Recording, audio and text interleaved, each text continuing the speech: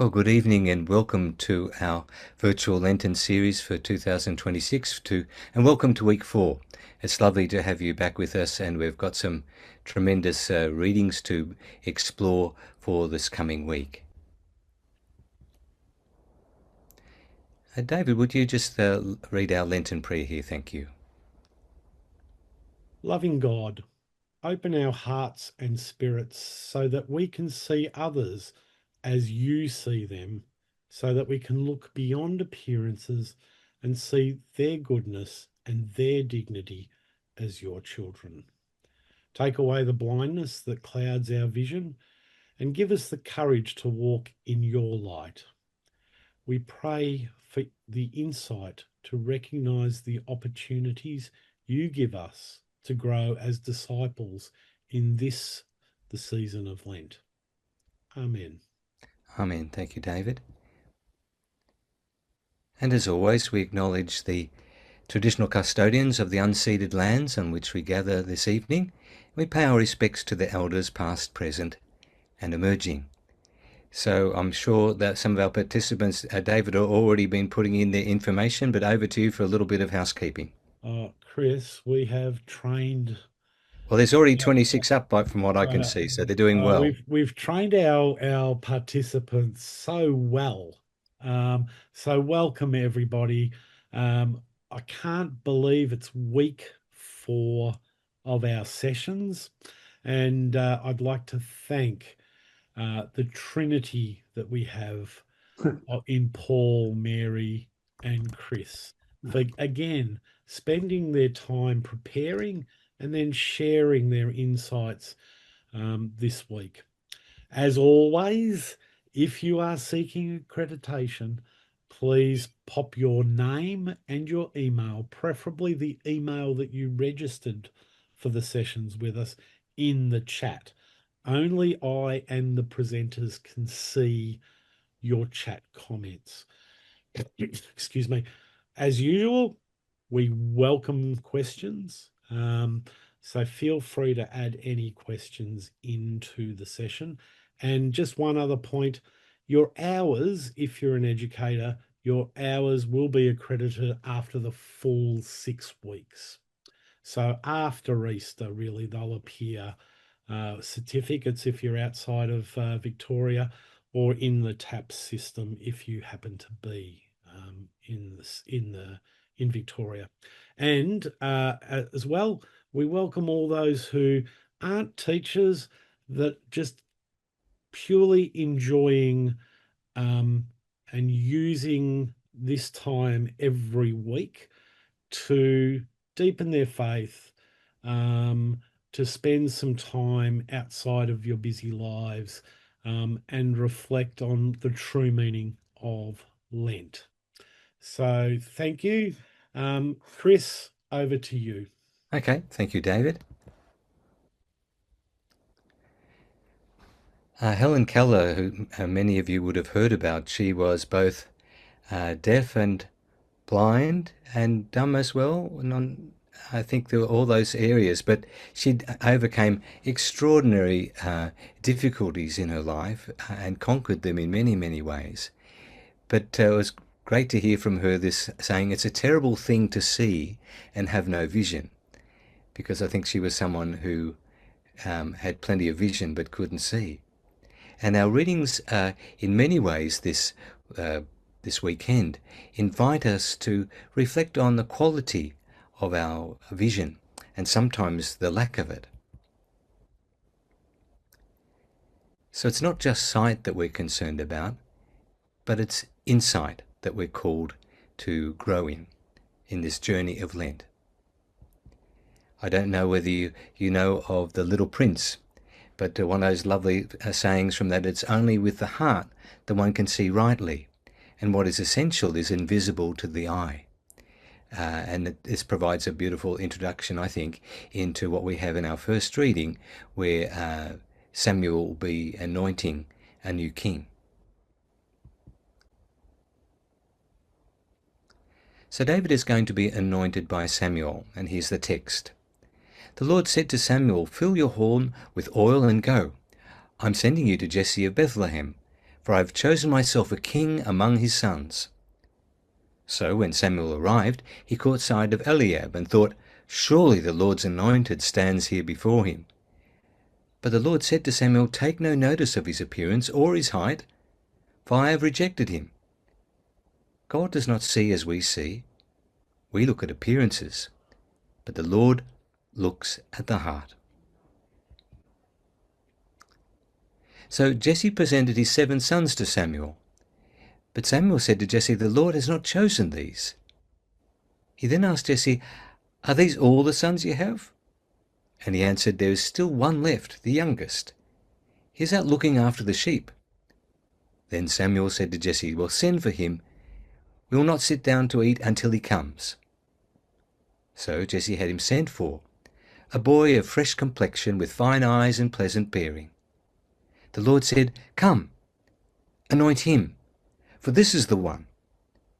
At this Samuel took the horn of oil and anointed him where he stood with his brothers. And the Spirit of the Lord seized on David and stayed with him from that day on. What an amazing story, and that line that continues to resonate through the centuries. The Lord does not see as we see, because the Lord looks to the heart. So it was only natural that Samuel expected God to have chosen the strongest or most impressive of the sons, the one with the most regal bearing, who looked fit to lead a nation. But Samuel comes to understand, as we must, that God does not see as we see, since God looks at the heart, as we are called to. And admittedly, it's not always easy, is it? So one of the things that happens in this text, what we have for the anointing of David, is there a pattern of reversal of overturning cultural expectations in the scriptures. When we look back before in the Old Testament, we've got Isaac is chosen over Ishmael, Jacob over Esau, Joseph over his brothers, and Ephraim over Manasseh.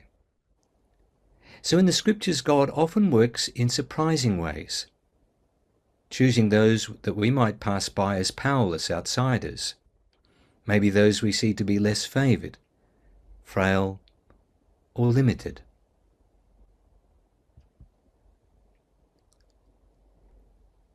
It's good to know that God is not blind to our frailties, but looks beyond them to who we can be. The scriptures are filled with stories about people who are frail and make mistakes and get it wrong. Abraham and Sarah certainly did. Saul did. David and Solomon are all examples of this. And later on, Jesus himself will choose disciples that will misunderstand, abandon him, deny knowing him. But God does not allow that to be the end of the story. And I'm sure Mary would be able to comment on this when we actually look deeper into the First Testament and the Old Testament. We see time and time again, God does not limit God is not limited by our limitations. God always opens a new door, a new way. So I think that's really encouraging. So trusting God means looking beyond what we can see to what God sees. And I wonder how often we take the time to look at the people passing us by and see them as a fellow traveller. It was funny, on my way home this evening, I was riding the bike, and there was an old man. I was at a set of lights, and he was shuffling along, literally only maybe 3 or 4 shuffles to go, only a metre, or not even that. And I said, "How you going?" He said, "Fine." And I said, "Well, as long as you don't fall over, that's fine." And he just started to smile, and I could see, I started to wonder what your story has been. I wonder, like if you go into a nursing home and you see all these frail people, they've all got stories. They've all got people, they've all sorts of people would surprise you, the adventures they've had, the things they've achieved. If only we had take the time to look beyond the surface and ask the question and give of ourselves. So Lenten challenge, I think, for us is this: how do we actually see others? How many times does our perception of a person limit their possibilities for growth? or their capacity to live up to their full potential. What a difference it would make if we stopped those voices in ourselves that devalue others and put them in boxes.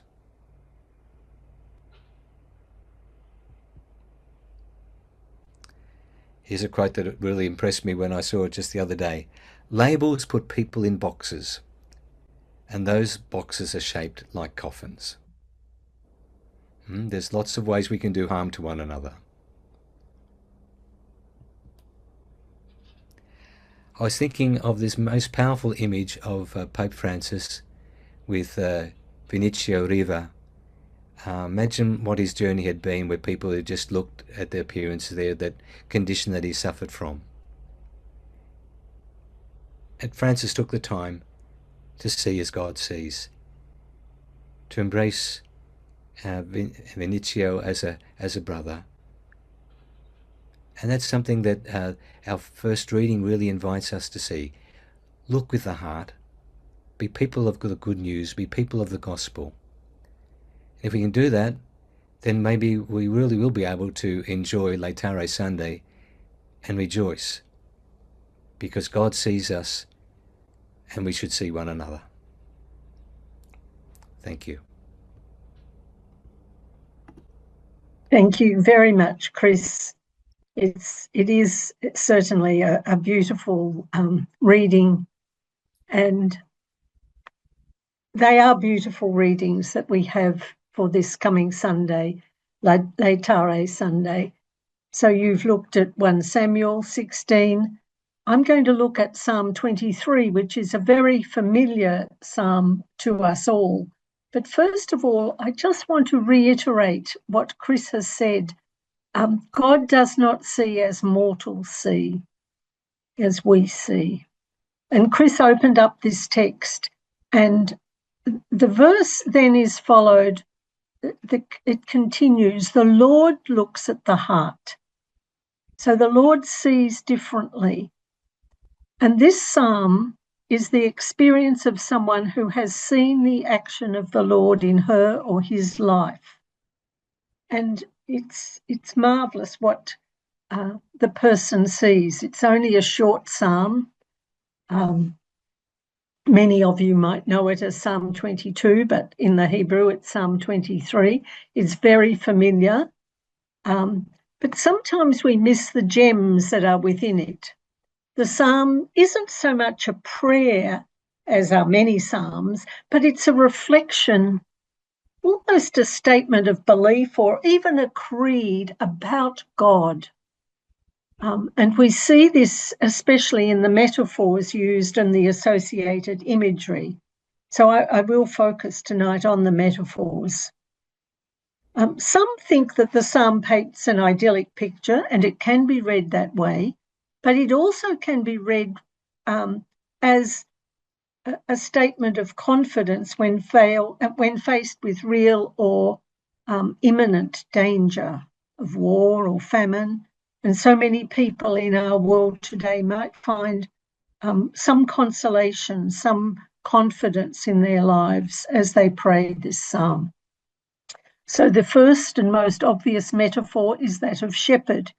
And the image of the shepherd was very familiar in biblical times, not quite the Australian way of thinking of shepherds, where we're talking of thousands of acres with hundreds and thousands of sheep on it. Shepherds had in biblical times had a much smaller flock, and they knew them. They knew the idiosyncrasies of each sheep. So the shepherd is someone who looks after the sheep. And then the metaphor developed, especially in light of the story that we heard in 1 Samuel of David being a shepherd before when he's anointed. He's come in from the sheep fields. He's anointed. He's made king, but it's not public yet. So he's anointed quietly, secretly, and later he will be revealed as the king. So we can see that the idea of a king is associated with a shepherd. And that's the best still one of the best definitions of political leadership. Someone who looks after the sheep, someone who looks after the constituency. So the king looks after the sheep. And then the metaphor grew and was associated with God, who God was seen as the king, and the shepherd for the people Israel. So it's a metaphor that has many layers of meanings, as metaphors often do. So David, a shepherd, becomes king, which is also a shepherding role. David in Samuel 16 is out looking after the sheep, literally. He's anointed, but not yet recognised as king. And then he becomes king, and the writers often use the term shepherd to speak of this role as king, to care for the sheep. And it was easily developed in terms of God as well. So the emphasis of the role of shepherd is important in this psalm, but also the immense faith of the sheep in the skill and the care of the shepherd. So there's a mutuality to the relationship that's very, very important. And that inspires our confidence as well.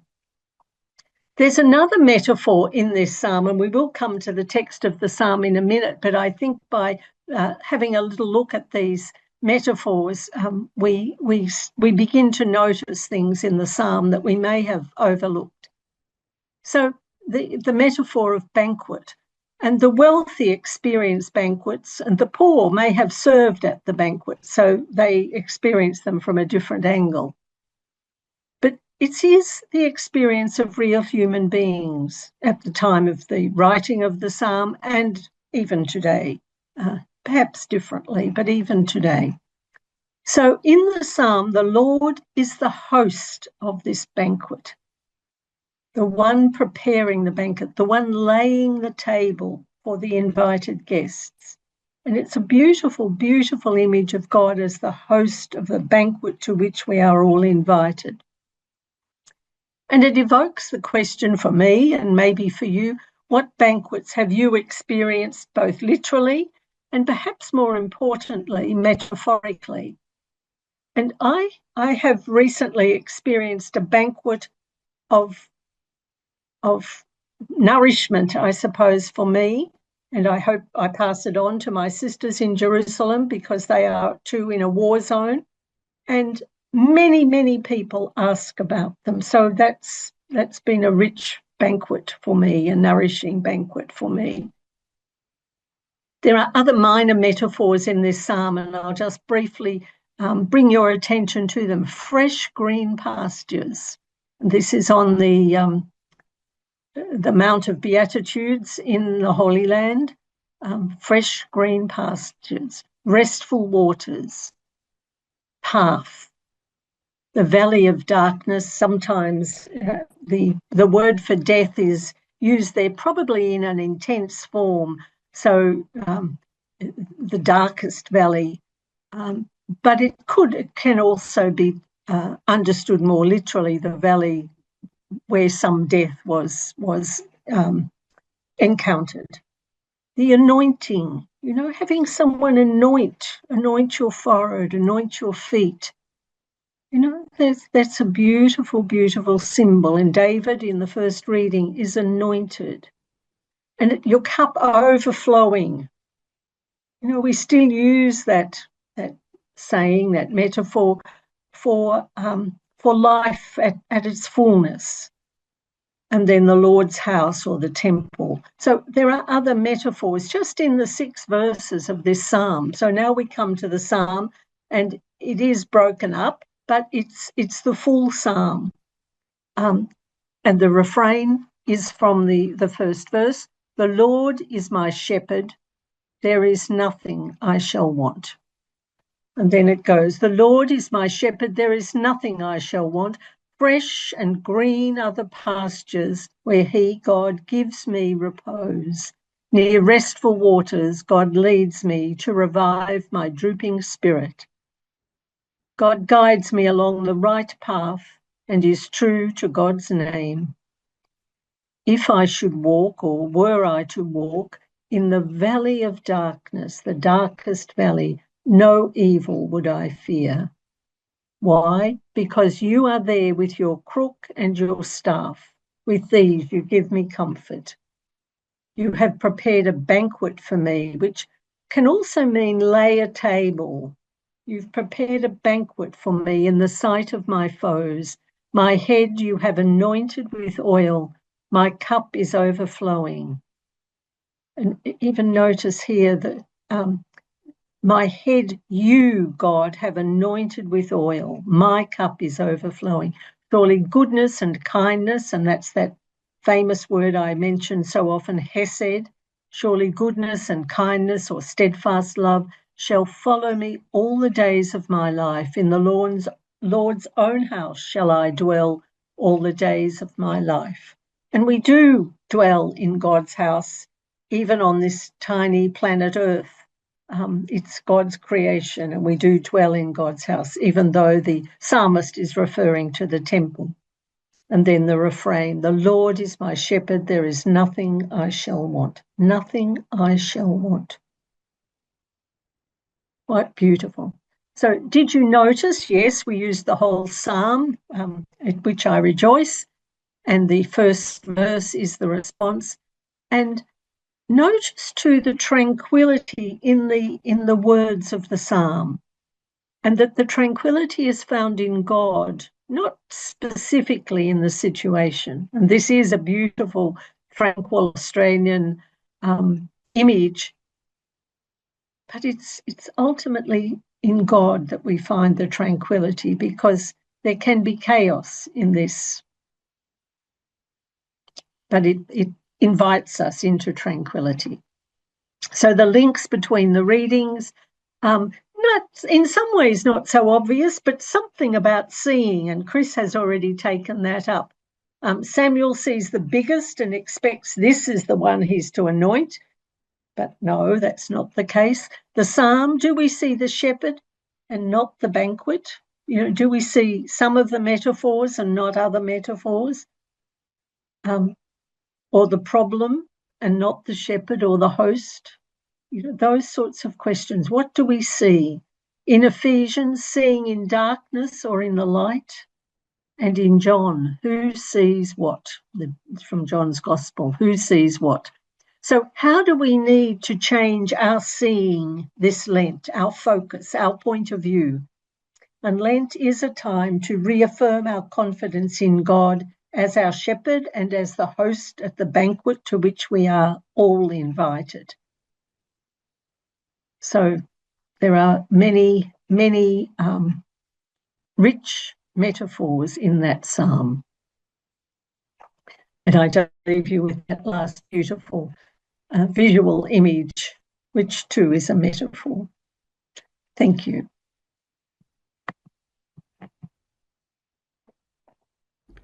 Thanks, Mary. That's great. I was just reminded of when in the 80s studying in Jerusalem and going down the Wadi Kelt, going down towards Jericho there, and we were just walking down, and just every now and then just hearing a hint of music like from a flute.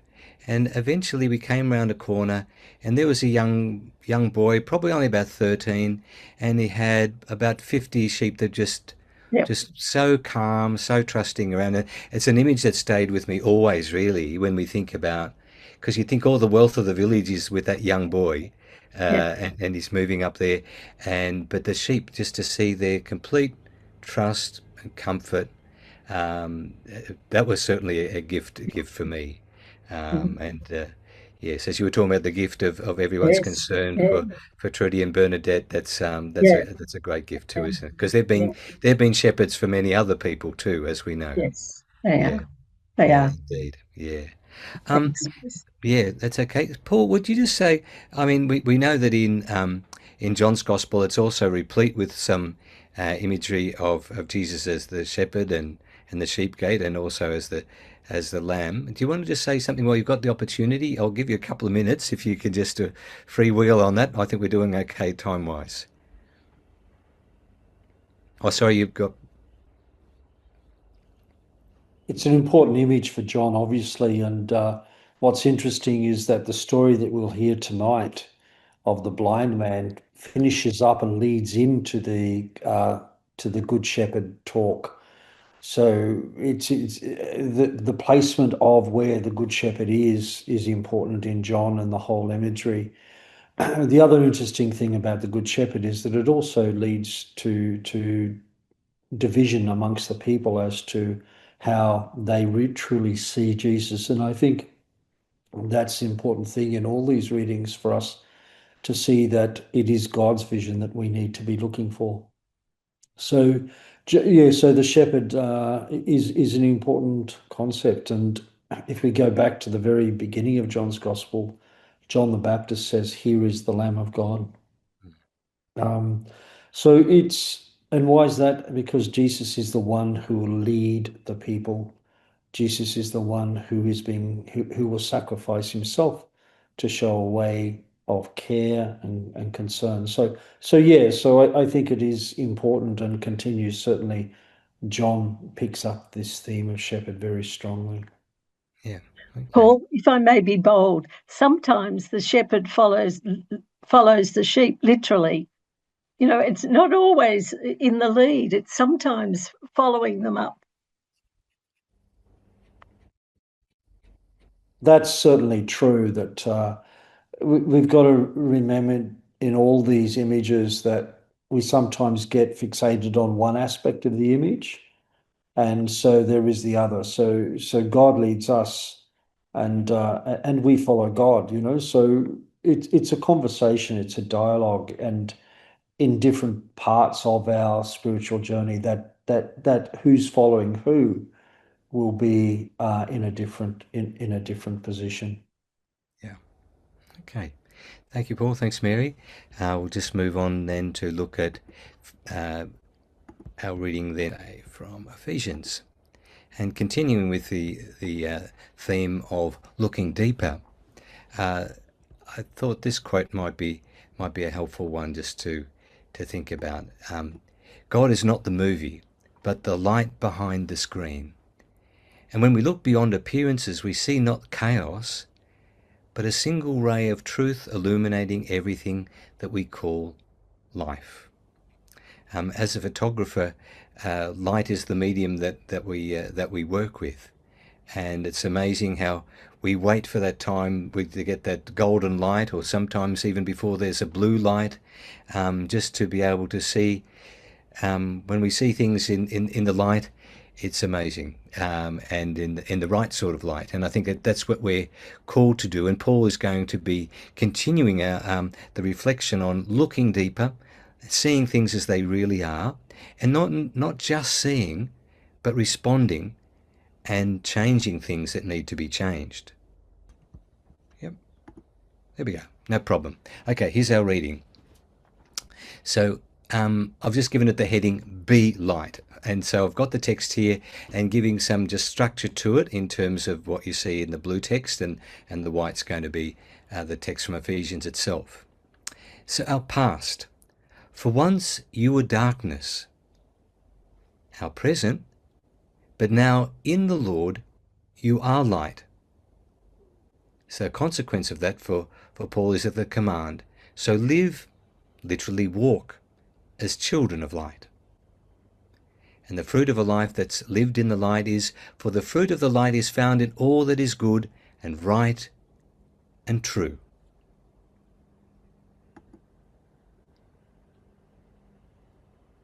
There's a call to actively discern what needs to be done. Try to find out what is pleasing to the Lord. So it invites us to search, to be open, to be alert, to be on the lookout. And there's the call to bring light to what is contrary to the gospel. So take no part in the unfruitful works of darkness, but instead expose them. And this is the challenge that's there very deeply in this reading, and it's a very contemporary one. How do we bring what is true and good to the light? Interesting, before we started our session tonight, I don't know about you, but there's something I would almost in principle would not watch, would be Married at First Sight, because somehow or other what's not coming to light is what a real relationship looks like. These are manufactured, it's artificial, and what it's exposing, I think, is people probably at their worst rather than at their best, which is just unfortunate, but there you are. But take no part in the unfruitful works of darkness, but instead expose them. So I often will find in the scriptures this kind of image. The things which are done in secret are things that people are ashamed even to speak of. But the thing is that we can be turned into light. But anything exposed by the light will be illuminated. And anything illuminated turns into light. So what a rich image that is. Anything that's brought to the light will in turn be turned into light. So oftentimes in the scriptures, many times we have this imagery that talks about what's done in darkness is bad and what's done in the light is good. But interesting that to think that when the light of Christ is shone on us, we become light. So that, I mean, that's a reason to rejoice, I think, today and every day, really. So for Paul there, you've got our baptism calls us to see in a new way. So this is our Lenten invitation. Therefore it says, sleeper, awake, rise from the dead, and Christ will shine on you. And of course that's one of the invitations of Lent, isn't it? What are the ways that we're asleep, that we're not seeing what needs to be changed or what's going on around us? But it's interesting, it doesn't say you'll be raised from the dead. It says rise from the dead. There's the invitation for us to be involved. It's not just being passive recipients. It's us being engaged in this process of waking from sleep, rising from the dead, and Christ will shine on you. What a lovely promise that is. So a Lenten call here. These words give voice to one of the essential themes that emerge from the Pauline letters. These first Christian communities were called to fully embrace their profession of Jesus as Saviour by transforming their lives, leaving behind past attitudes and behaviour not consistent with the light of Christ. And that's why I've got the image in the background of the steps, that stairway to heaven. But we're the ones who have to walk up those steps.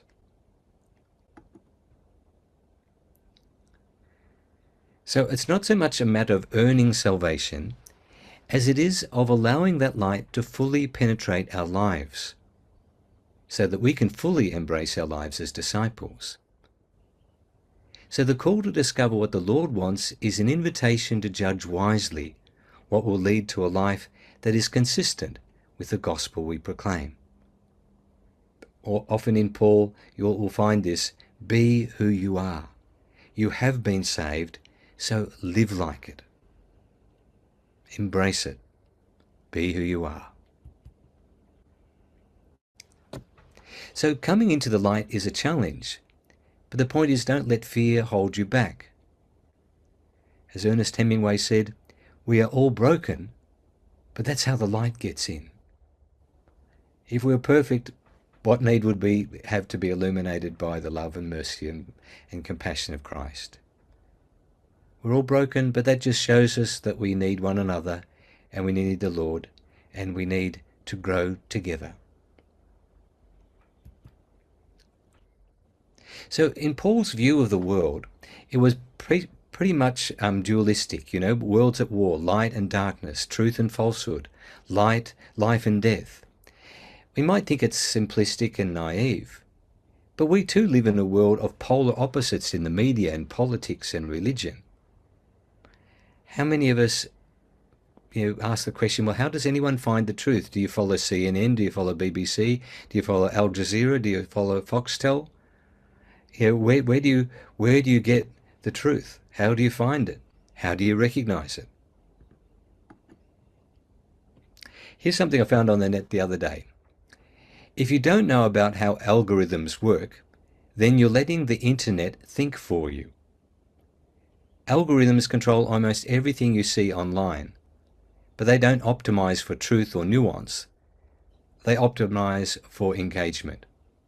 Now, if I look at what happens when I go onto Facebook Marketplace, you can see when I go onto it, they'll be telling me, clearly you like second-hand guitars, clearly you like second-hand camera gear, clearly you like camping gear, and so on. But what ends up happening is we get caught in a circle.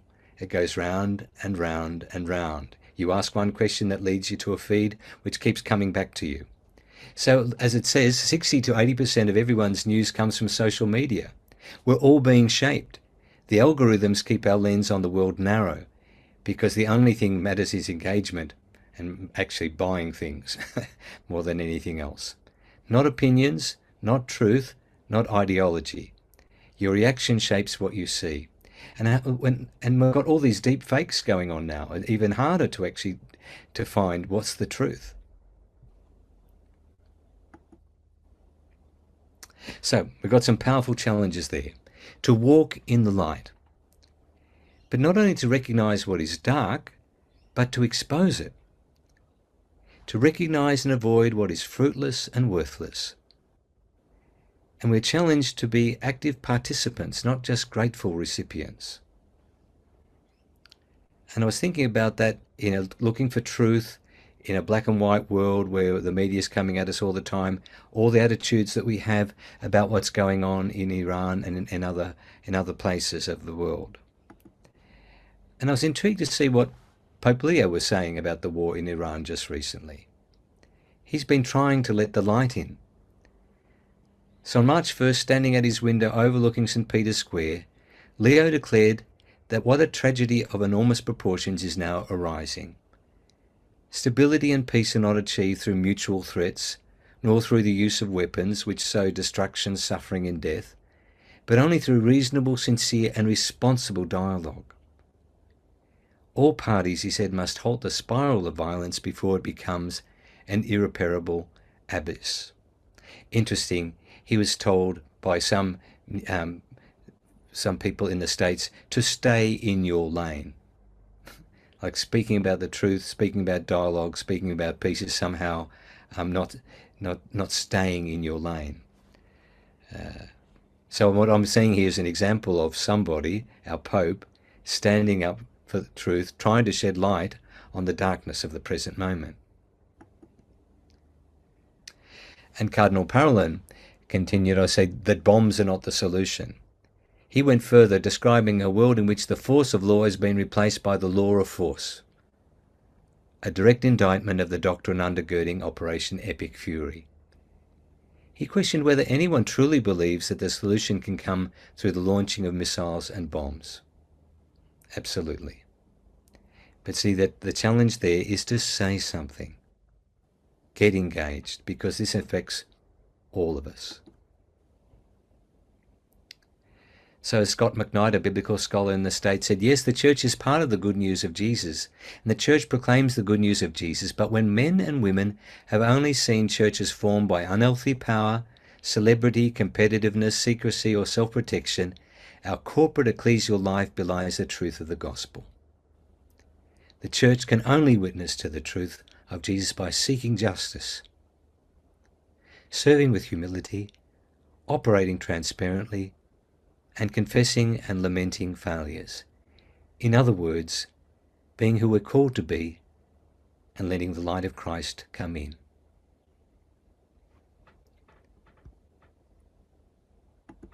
Thank you. Welcome to our week for Sunday, and the reading this week is the whole of John's chapter 9, which is the story of the man born blind. So this reading is part of a long sequence in John's Gospel centered upon Jesus attending the Feast of Tabernacles in Jerusalem, which starts back in chapter 7. And the Feast of Tabernacles, or Sukkot, is one of the major annual pilgrimage festivals when Jewish people gathered in Jerusalem to remember God's provision in the wilderness. and to look forward to the promised Messianic age, when all nations will come to Jerusalem to worship the Lord. And so for Christians, this feast could be interpreted as an anticipation of the second coming, and shares much in common with Easter, which commemorates God's sending of Jesus to make God known to the world through Jesus' life, death, resurrection, and ascension. Now, chapter 9 dramatizes two contrasting stories. It's a story of one person's journey into the light through faith and discipleship, and the other contrasting story is the Jewish authorities sinking further into darkness and belief. And remember, again, John can be seen as fairly anti-Semitic, but it's the Jewish authorities. It's a small group of authorities who control the power. It's not the whole of Israel. It's not all the people. And so this story is spread across 8 scenes. And this narrative uses the image of blindness as a metaphor or a symbol of unbelief, and the overcoming of that blindness as a symbol of our journey into enlightenment and faith. So this is a story of contrast, illustrating that the journey of belief depends on one's openness to God's actions in our lives. One notes that although this story is limited to the man born blind, the story will continue with Jesus revealing himself as the Messianic Good Shepherd, which further then divides the religious authorities as they discuss Jesus' identity. So the first part of the text, as Jesus walked along, he saw a man born blind from birth. His disciples asked him, "Rabbi, who sinned, this man or his parents, that he was born blind?" And Jesus answered, "Neither this man nor his parents sinned. He was born blind so that God's works might be revealed in him. We must work the works of him who sent me while it is day. Night is coming when no one can work. As long as I'm in the world, I'm the light of the world." And when he had said this, he spat on the ground and made mud with the saliva and spread the mud on the man's eyes, saying, "Go wash in the pool of Siloam," which means sent. Then he went and washed and came back able to see. So this opening scene reflects the conventional view of the time that held that holiness or physical disfigurement or illness, unholiness were punishment for sin. Hence, working from a biblical principle that God cannot be credited with the evil that happens to people, we can see that in those First Testament references. The question arises, did the parents sin or did the baby sin in the womb?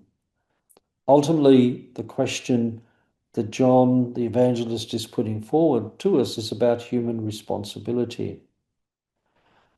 And Jesus' response is clear: neither the man nor his parents. Jesus denies that sin on the man's part or his parents has caused his blindness. So Jesus instead points to the positive consequence that will flow from this encounter, because as we heard, this encounter is meant to reveal the works of God. It will show how Jesus' works express and make effective God's design to shine the saving light of life in the world's darkness. I think that something that's overlooked in this first part of the reading is that this is a communal responsibility, because Jesus says very clearly, we must carry out the works of the one who sent me while it is day. It's not I, it's we must carry that out. And so that's an important part to reflect on as we hear this reading.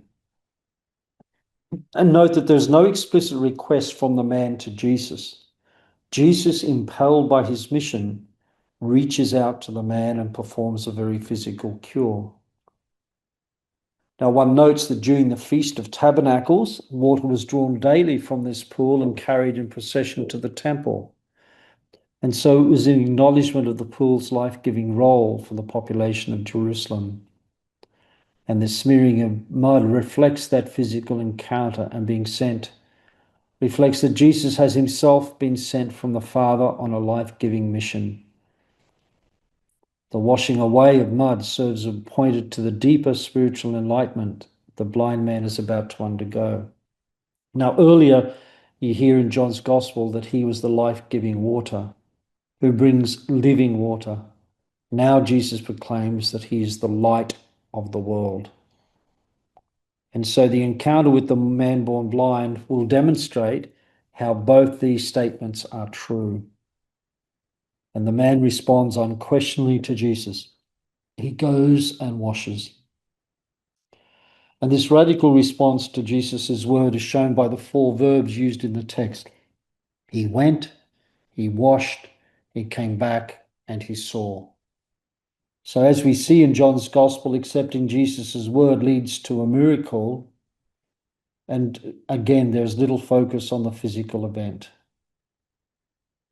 What we see, however, is that Jesus' action don't lead to praise of God, but to division. Now, I'm not going to read this, but the next scene, Jesus is not there. It's the blind man and the Pharisees. And so, first of all, the neighbors see that he is now cured. And then what happens? They take him to the Pharisees, and the Pharisees ask and investigate what is happening. So in this section of the text, the man returns to a community. His cure now becomes a matter of public discussion and divided assessment. And I think that's always the case for a possible miracle. The reader now learns the man had been a beggar, which goes back to Bartimaeus in the synoptic tradition. But the man responds to his community by presenting the facts of his cure and states that he is the man born blind. And the words used in the text are I am he. And in the Johannine context, it's hard to hear this phrase without picking up its echoes of Jesus' own self-identification. The man is becoming and getting confidence in his own voice as he's encountered Jesus. So the neighbors and acquaintances take the man to the Pharisees. It's a legal requirement for someone seeking who is hindered in some way to regain their proper place in the community. They had to be approved by the leaders, the religious leaders, so that they could regain their place in the community. So now questioned by the religious authorities, they focused not on the healing, but on the day that it occurred, which was the Sabbath. This is the same that happened with the man or the person at the pool of Bethsaida in chapter 5. Therefore, the Pharisees concentrate on Jesus' breach of the law rather than the sign that they can see. Of course, making clay involves kneading, which is one of the 39 categories of work that was forbidden on the Sabbath. And so a theological dilemma arises in this story. And so they begin debating his origins. Now, some Pharisees deny Jesus' divine origins, but others remain open. We have to remember that some of these Jewish leaders are remaining open to the possibility. And I suppose this debate continues today within Christianity, Jesus' origins and his role as Messiah. So frustrated, the authorities throw the question back. They ask what he thinks about Jesus' origins and identity. He responds, Jesus must be a prophet. So the blind man has moved from Jesus as a man. Now he's using the words of a prophet, someone definitely from God. I'll move on. And so then what happens then is it's the parents and the blind man again. So this time the Pharisees call the parents and then they recall the blind man in the next part of the story. So disturbed by their religious dilemma, accepting the miracle means they would have to accept the possibility that Jesus is from God. They begin to question and try to discredit the facts that the man was not born blind. And so unable to accept testimony, they summon his parents. The tone and strength highlights their intent. They seek the same explanation they asked of the son. How does he see now? And the parents, like the son, stick to the facts, refusing to speculate on the how. They don't know. They aim to distance themselves from the matter.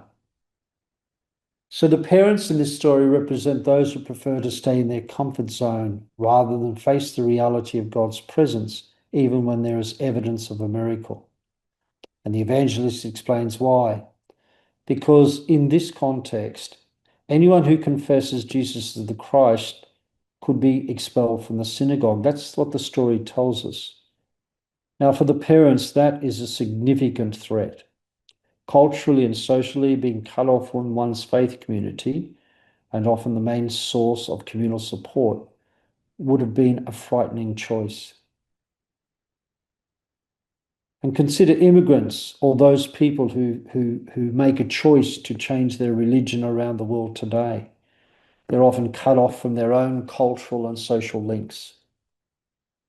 And what we see is the parents' hesitation seems to improve or underscore the man's growing confidence in his own story as the story unfolds. So the man is summoned a second time. What's interesting is when they confront him the second time, they use a phrase or an oath similar to those used before taking testimony or confession, because the text says, now we ask you to give glory to God. That's like an oath. And they order the man to praise a God of their own making, not the God of Jesus Christ, because they still believe that Jesus is a sinner. Yet the man refuses, because he says whether Jesus is a sinner is ultimately not for him to know or judge. What he does know is that he was blind and can now see. Pope Francis was once asked a difficult question, and he said, "Who am I to judge?" And so the young man really come and say, well, Jesus may have broken the Sabbath, but what he has done, he's done with divine help. Can a man who does such things be a sinner? So the question remains to their discussion, why repeat the facts? They simply have refused to listen. And that's the challenge to us. We can't refuse to listen to Jesus's words, to God's story in our hearts. And reminds us that our greatest weakness in faith is our reluctance to listen to God silently at work in our hearts and minds. And so the blind man now challenges the authorities. Do you want to become disciples of Jesus? But their discipleship is based on the belief that God spoke through Moses. What they don't grasp is the true origin of Jesus. They know that God appeared to Moses. They're just unable to take that next step. Not all of them, as we know, but some of them. And this is the issue. They cling to the gift of God through Moses and appear to be rejecting the gift that comes through Jesus Christ. Moses, it's true, had the unique privilege of speaking face to face with God, a conversation when the divine presence descended in a pillar of cloud. However, God here has not come down to meet with Jesus directly. For the evangelist, Jesus is from God, in the transcendent sense of having been with God in the beginning. And so while God may have spoken with Moses, Jesus is God's very own word, the divine presence become flesh on earth. So the man is taunting his interrogators, playing on their claimed ignorance of Jesus' origins. Jesus opened his eyes. God does not listen to sinners, but only to those who are devout and do the will of God, we hear in the text. As the man says, it is unheard of that anyone has or ever could open the eyes of someone born blind from birth, because it must be something akin to an act of creation. So this man must be from God, otherwise he could not have done anything of the sort. And so the man born blind slowly moves towards the light, while those Pharisees are gradually slipping into darkness. God listens to a worshiper, as it says.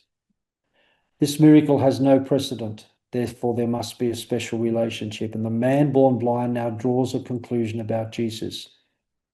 If this man was not from God, he could do nothing.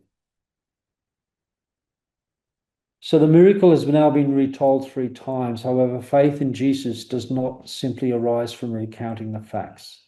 The key question concerns Jesus' identity, the light of the world. And confronted by undeniable facts, the Jewish authorities can only respond with personal abuse and physical violence. Who is he daring to teach them? And so what they do is they throw him out of the synagogue. It reflects an age-old tactic of those faced with overwhelming truth, resort to personal abuse, insist on unquestioning of the authority, and blindly accepting tradition. And so in the last part, Jesus now returns to the story with a direct question: do you believe in the Son of Man? And so the man has reached a critical point in his journey of faith, and Jesus asks for a commitment of belief.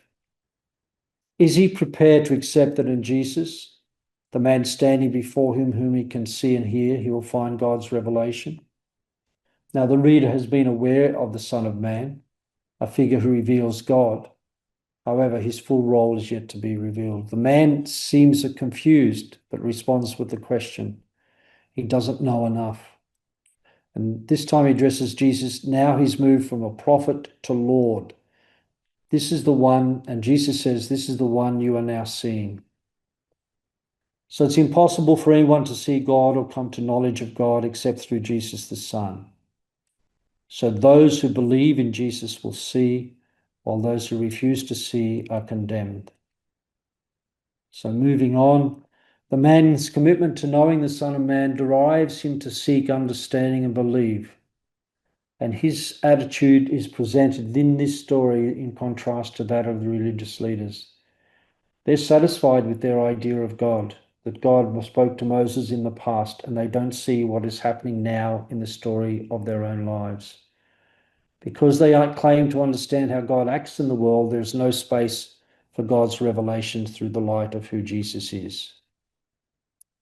And the man finally responds in the last part of the story, I believe, Lord. Doubted by his friends, abandoned by his parents, questioned, insulted, and cast out, he has progressed from believing Jesus is merely a man to recognizing him as a prophet, to suspecting he must be from God, and finally to prostrating himself to believe that he is the one who will reveal God.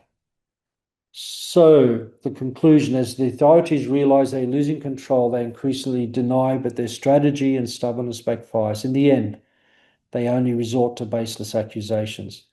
Their failure to see and accept reality is obvious, both practically as they refuse to approach the light.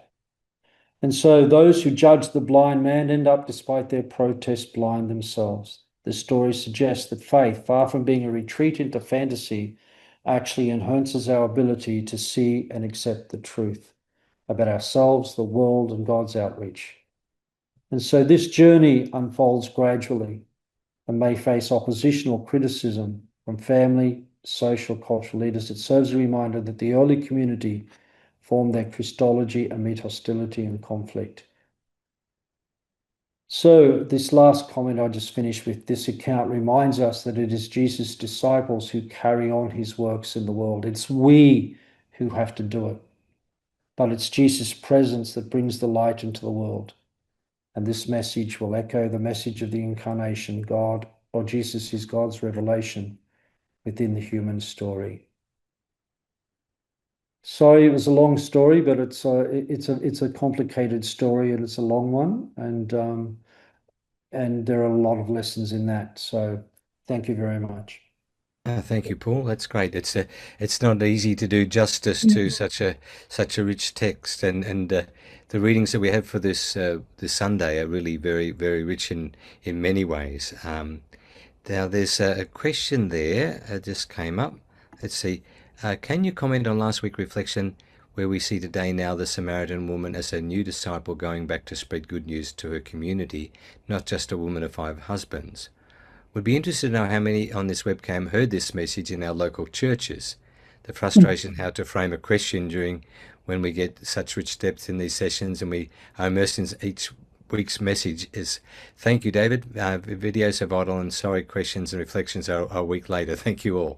Yes, well, it's one of those things, isn't it? You know, first you, look, it might be encouraging for you to know that there are a number of priests who come in on our sessions on the Tuesday night to get some ideas for the homilies, and obviously there's some that aren't. We're not the world's experts, but we're offering what we can, and I think also each one of us, Mary and Paul and myself, all from different religious congregations. So our way of seeing things and way of being church are very much out of a communal context, and so that's always going to be a rich part for us rather than thinking about power struggles and things like. And we certainly know who are we to judge. And you're quite right to say about the woman. She brings others to faith, and that's the bottom line at the end, isn't it? And that we're all called to do that and not be put in a box because of our past. It's just not the saints that necessarily bring us closer to God. It's also the sinners and broken people who can open us Sure, up absolutely. to the mystery of God. And if we look in our own life, there are many people who have challenged us to our faith, and we have to acknowledge that. So I think that's an important question. That's true. Paul, I just want to say a word on the Pharisees' behalf. Yeah. Because in chapter 3, John's Gospel says, "Now there was a Pharisee named Nicodemus, a leader of the Jews."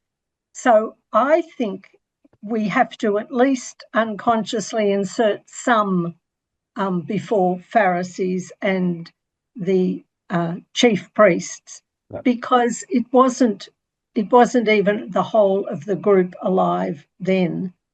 And it certainly, John's Gospel is written around 100, so it's written much later than what actually happened to Jesus. Yeah. And the Pharisees are becoming more prominent with the destruction of the temple, so they get a bit of bad press both in Matthew and sometimes in John. And I think the word "some" just modifies it. But I mean, it's very easy. Mary, I did point that out in the first part of 1 to 7, that some objected and some saw the sign. So we have to always take that with John. So I agree, but I did point that out. Listen again when you listen to the first part of the story in 9, 1 to 7, because it said some objected and some could see. Yeah. So, and carry that throughout the whole story. Yeah. Yeah, and you can have a look at Luke in chapter 13. Who are the people who advised Jesus to that Herod is looking to kill him? It's the Pharisees who warn him. Jesus is often in the houses of Pharisees talking about questions of the law. I see often actually of the contemporary groups in Jesus' time. I mean, Jesus goes to synagogue. He can read. It's more like a family argument. They're asking about what's the greatest commandment. So I think if I was going to say what group did Jesus belong to in his own time, it actually would be the Pharisees, because they were religious reformers, took religion to the street corners. So I think in fairness to them, we have to acknowledge that they were the very people that Jesus was worshipping with every Sabbath. And the story is like if we see the story, it's the unexpected, isn't it? Like we see that in the first. It's David, the youngest son, who wasn't even there. Yeah. And then we see it's the blind man, so we see this reversal, as Chris pointed out, in the whole Old Testament has these reversals. So God is the God of surprises, as Garratt Hughes wrote as the title. Absolutely. And we need to, when we listen to these stories, always believe that we have to allow God to be that God of surprises. And I think your repeating of Pope Francis's words are so important today. Yeah. Who am I to judge? Yeah. We can judge about things, but to judge people, that's God's job. That's God's job. Absolutely. Yeah. There was an observation from Deborah. I was wondering, can I ask if you come to schools to present any workshops? Well, we do. Faculties from CTC and YTU, in fact, faculty members do precisely that. We can't go everywhere, but we certainly do our bit to share the wealth and knowledge as we can. And of course, that's why it's one of the ways that we write some of the books that we do, to make things accessible. And so we really appreciate working with Garratt on that one, because David, all the particularly when you think of the friendly guide, that whole series. It's a help for people for sure. Over to you, David, because That's why it's five we do past eight. these Sorry. nights. That's why Yeah, we continue these yeah, nights too, because we very want much to. so. We want to share the word of God. Yeah. Absolutely. It's what you do is an incredible gift to the church. So thank you very much. You're very welcome. Very, very We'd love the bishops to, give you a rah, and they have actually. The bishops have welcome. given us a rah-rah, but we'd love a rah-rah occasionally from the bishops because you deserve it, unquestionably, in your writing and these sessions and your general teaching. And Mary, your work overseas recently as well. Um, just a nice segue. I mentioned two new books last week for educators, and I say I've got one that's fantastic for everybody. And you referred today to kindness in the Psalm, Mary, and Mhm. um, doesn't the world need a bit of kindness these days? We can never have enough, and we never have enough kindness. But Robert Wicks is a very popular author, and his new book, Art of Kindness, is our book of the month. And it's and him writing this is an act of kindness in itself. So it's a wonderful little book that offers practical guides for people to engender a sense of wellness and wholeness that can benefit everybody around them. So I highly recommend this. It's a really good read, very simple read. So if you're looking for a bit of kindness in this book, and you Or to want to share practice it, kindness. and you want to Yes. practice kindness, then Robert's book is really good, and it's our book of the month, so it's a few dollars Oh, off. Um, this month, I'm very conscious we've run out of time. um, Somebody mentioned, can we donate to YTU, which we've done in the past. In fact, Mary Coloe is probably the best yes. a proponent of advertising on these sessions, and we're missing her in that regard. But we will put in some banking details for YTU. So if anybody wishes to make a donation, whether it's a $2, $1, or $20, whatever it is, I'm sure YTU Mm. will It all appreciate our helps. work. It all Uh, helps. every little dollar helps. And we know that things are tight. So if you can't donate, we fully Yeah. Yeah, respect and no pressure. understand that. So I think everybody's feeling the pinch, and everybody will feel the pinch if they don't have an electric car shortly. Um, so we might be riding on horse and cart again soon. So thank you very much for tonight. I look forward to week 5. I can't believe I'm saying that already. But please have a blessed week. And may our prayers be answered. May Pope Leo's prayers be answered, and we see some um, uh, see the destruction stop. Mm. I think we're all feeling that, believers and unbelievers. We just we just can't go on the way we're going. So, and again, I think of your community, Mary, almost every day. Um, Being in Jerusalem, it must be terrible. Anyway, on that note, please have a blessed week. I hope you get a bit of happiness in Indeed. amongst all the grim. And God bless you all. Thank you very much. I'll close the Okay. webinar. Blessings, everybody. See you next week. Thank you.